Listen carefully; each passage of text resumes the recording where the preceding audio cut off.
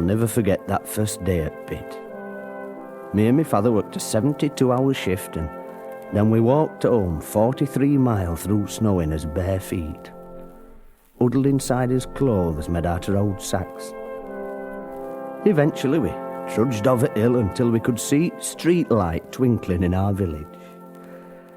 My father smiled down at me through icicles hanging off his nose. "Nearly home now, lad," he said. We stumbled into house and stood there freezing cold and tired out, shivering and miserable in front of meagre fire. "Any road," my mum says. "Cheer up, lads. I've got you some nice brown bread and butter for your tea."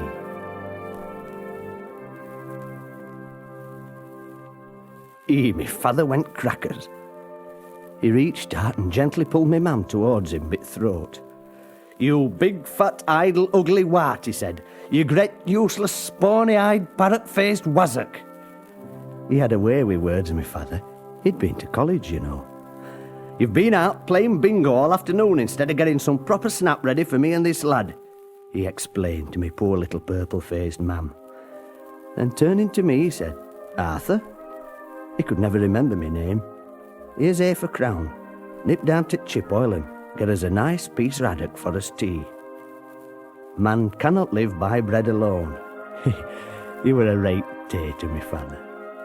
He said as how working folk should have some dignity and pride and self-respect, and as how they should come home to somewhat warm and cheerful, and then he threw me mam on fire. We didn't have no tellies or shoes or bedclothes. We made us own fun in them days. Do you know, when I were a lad, you could get a tram down into town, buy 3 new suits and an overcoat, 4 pair of good boots, go and see George Formby at Palace Theatre, get blind drunk, have some steak and chips, a bunch of bananas and 3 stone of monkey nuts, and still have change out in a farthing. With lots of things in them days they haven't got today.